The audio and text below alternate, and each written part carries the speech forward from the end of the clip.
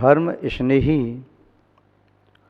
सत श्रद्धालु यहाँ पर उपस्थित आप सभी भव्यवर पुंडरीक पुण्यात्मा महानुभाव,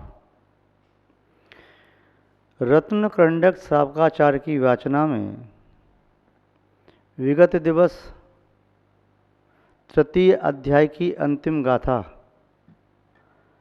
अंतिम श्लोक 66वें नंबर का श्लोक देखा था, जिसमें आचार्य महोदय ने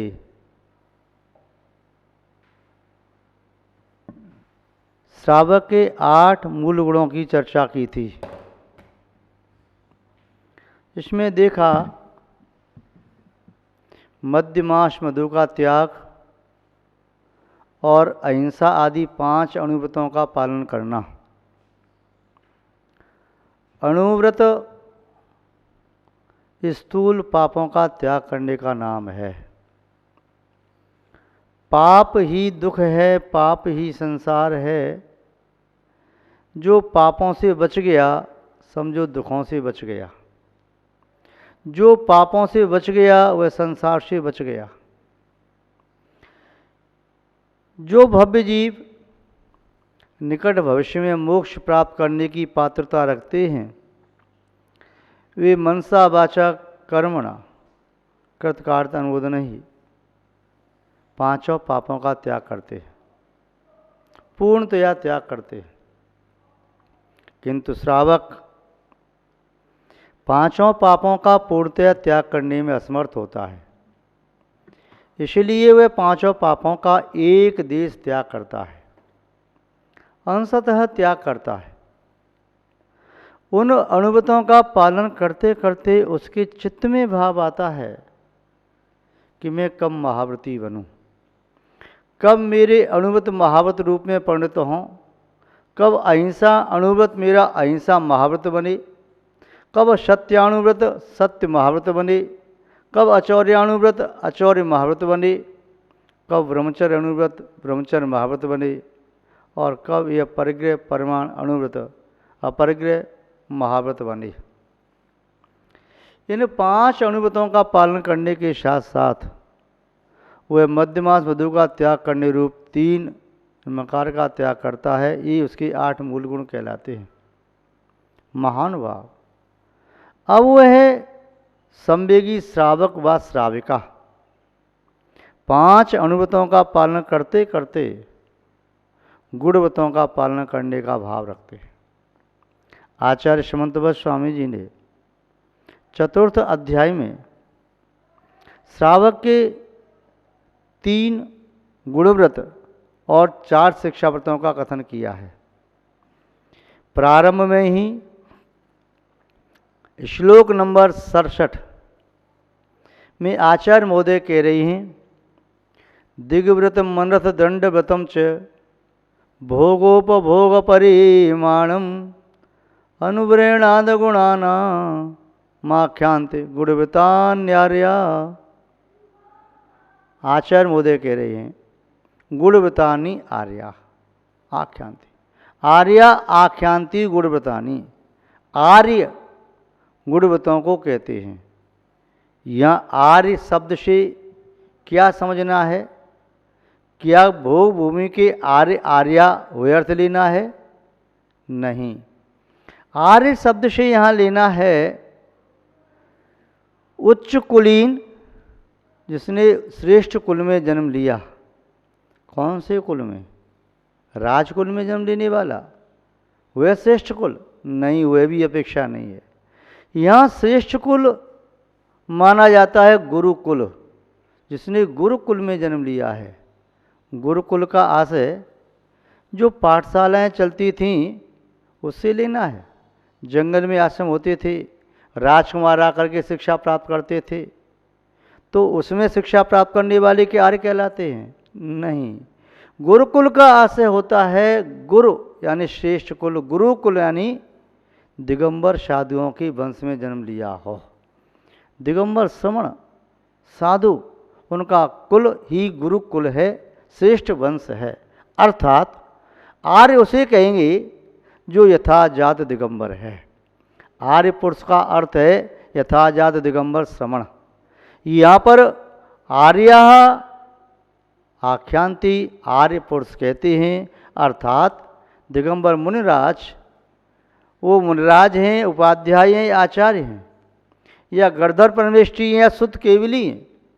इतना ही नहीं, आर्य पुरुष से उन आर्य को भी लेना है जो सम्यक दर्शन, सम्यक ज्ञान, समुचार्थ की साधना करके केवल दर्शन, केवल ज्ञान, अनंत सुख, अनंत शक्ति को इन्होंने प्राप्त कर लिया है। आर्य पुरुष तीर्थंकर केवली भगवान को भी कहते हैं, आर्य पुरुष शुद्ध केवली और गणधरों को भी कहते हैं, आर्य पुरुष शुद्ध केवली को भी कहते हैं, आर्य पुरुष मत ज्ञानी, शुद्ध ज्ञानी, अवधि ज्ञानी, मरप ज्ञानी, धारक मुनिराज को भी कहते हैं। तो आर्य पुरुष कहते हैं, अर्थात जो प्रत्यक्ष ज्ञानी हैं, जो लोक अलोक को जानने देखने वाले हैं। ऐसे सर्वज्ञ देव ने श्रावक के लिए 3 गुणव्रत कहे। वे गुणव्रत क्या हैं? जो अणुव्रत के गुणों को बढ़ाएं, संवर्धन करें, वृद्धि करें, वे गुणव्रत कहलाते हैं। गुणव्रतों का पालन किए बिना श्रावक व श्रावका के अणुव्रतों में वृद्धि नहीं होती, और जब तक अणुव्रतों में वृद्धि नहीं होती तब तक वे मुनि और आर्यिका वर्ण्य की शिक्षा प्राप्त नहीं कर पाता, तब तक वह आगे वाली सीढ़ी चढ़ नहीं पाता। सर्वप्रथम 5 अणुव्रतों को स्वीकार करता है, पश्चात 3 गुणव्रतों को स्वीकार करता है, तदनंतर वह 4 शिक्षाव्रतों को स्वीकार करता है। तो जिन्होंने 5 अणुव्रतों को स्वीकार किया है वह अपने अणुव्रतों के गुणों में वृद्धि करने के लिए गुणव्रतों का पालन करे।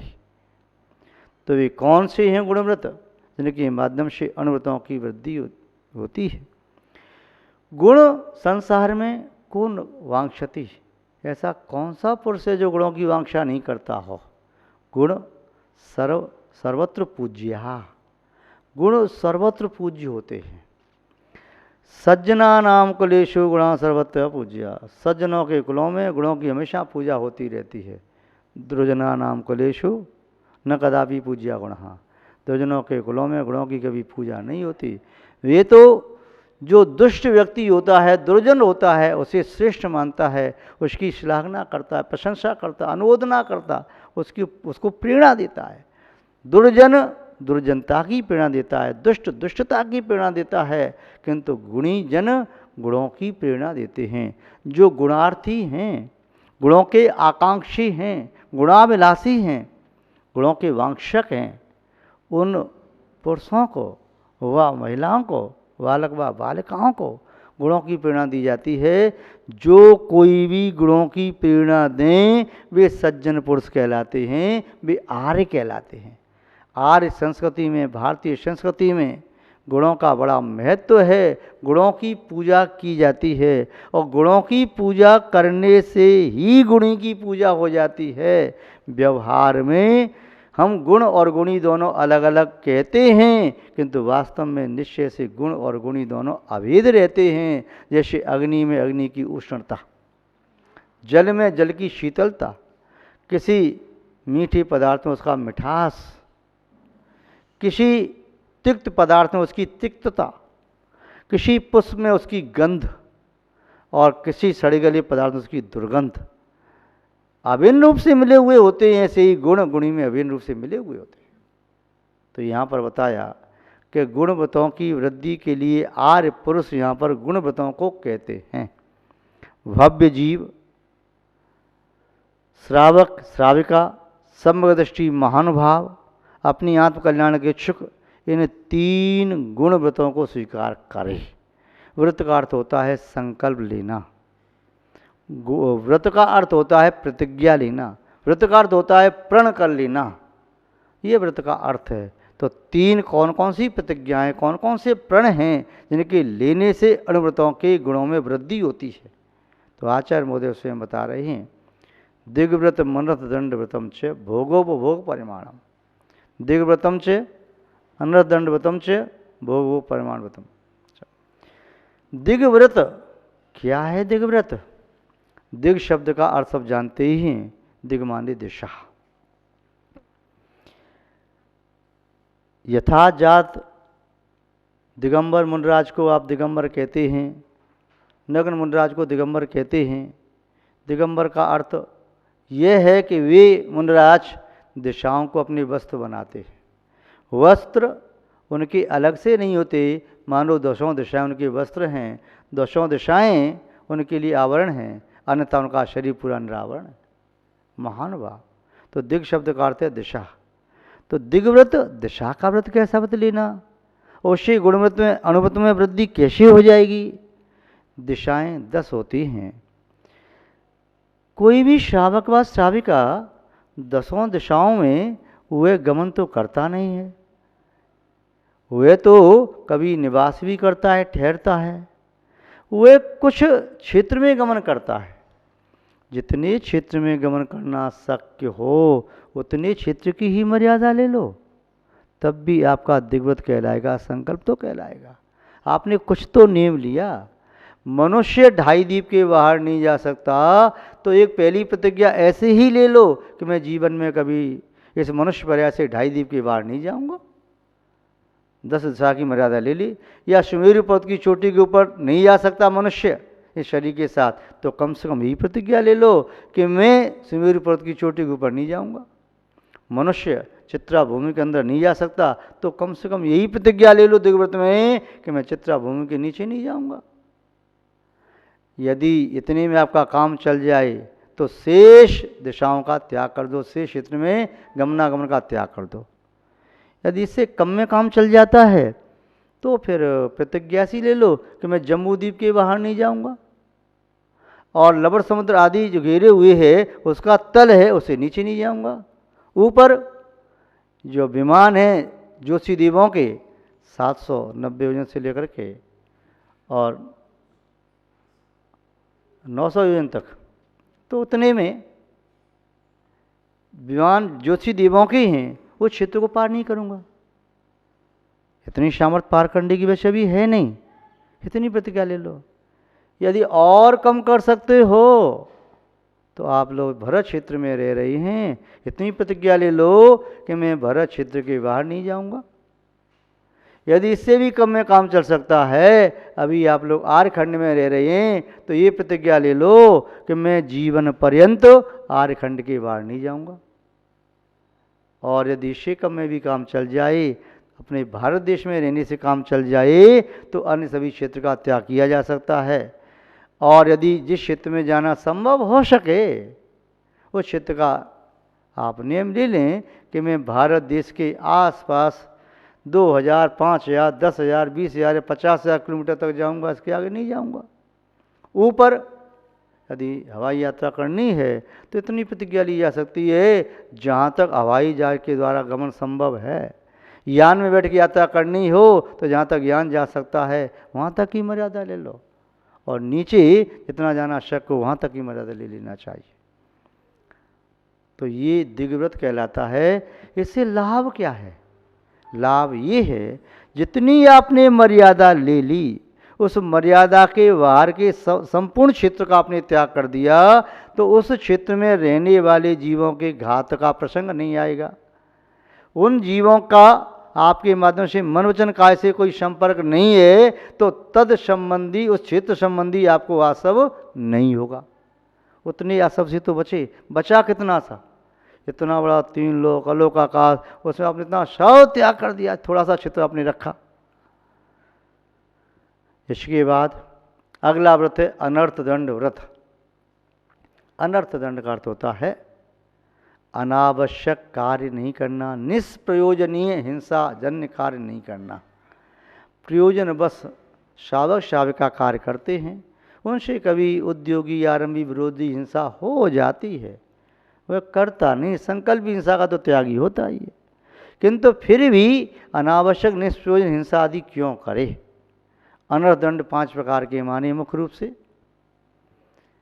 पापोपदेश, हिंसा दान, दुष्श्रुति, अपध्यान, प्रमादचर्या, ये 5 प्रकार के अनर्थ हैं।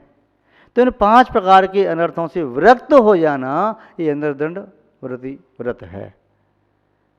तो पाप उपदेश क्या है? किसी भी जीव को पाप का उपदेश मत दो, पाप की प्रेरणा मत दो, न हिंसा की प्रेरणा, न झूठ बोलने की प्रेरणा, न चोरी करने की प्रेरणा, न अब्रह्म की प्रेरणा, और न ही परिग्रह संचय की प्रेरणा। और इसके साथ साथ फिर आगे आता अगला, हिंसा दान। हिंसा दान, हिंसा के पुण्य आदि को दान में न दे। तलवार, छुरी, चाकू, कटारी, भाला, वल्लम, तेगा, जो भी शस्त्र होते हैं जिनसे जीव का संभव है, ऐसी वस्तुओं का दान नहीं देना चाहिए। पापोपदेश हिंसा दान। दुष्श्रुति, दुष्श्रुति का अर्थ होता है खोटी पुस्तकें पढ़ना, जिनके पढ़ने से विचार मलिन होते हैं, मन मलिन होता है, मन दूषित होता है, वचन को रूप से निकलने लगते हैं, कुवचन आपके सिंह से निकलने लगते हैं। ऐसे शास्त्र पुस्तकें मत पढ़ो, और शरीर की चेष्टाएं खोटी होने लगें तो मत पढ़ो। पापोपदेश, हिंसा दान, दुष्श्रुति, प्रमादचर्या, अपध्यान। अपध्यान, खोटा ध्यान मत करो, आर्त ध्यान, रोध ध्यान मत करो, और प्रमादचर्या, प्रमादपूर्व प्रवृत्ति मत करो। ये अनर्थों के 5 भेद किए। ये संक्षेप में 5 नाम आपने जाने, विस्तार से जानना चाहिए इन 5 अनर्थों के बारे में, क्योंकि जब तक इन 5 अनर्थों के बारे में नहीं जानोगे तब तक त्याग कैसे करोगे। विन जानीते दोष गुणन को कैसे तजिए गई। बिना जाने दोषों का परित्याग संभव नहीं है, और बिना जाने गुणों का आहरण ग्रहण करना संभव नहीं है। इसलिए संक्षेप में आज दिग्व्रत के बारे में देखा, दंड व्रत के बारे में और भी विस्तार से जानने योग्य है, उसे बाद में जानेंगे। आज बस इतना ही। जय बोलिए श्री शांतनाथ भगवान की, परम पूज्य आचार्य गुरुदेव श्री विद्यानंद जी महाराज की।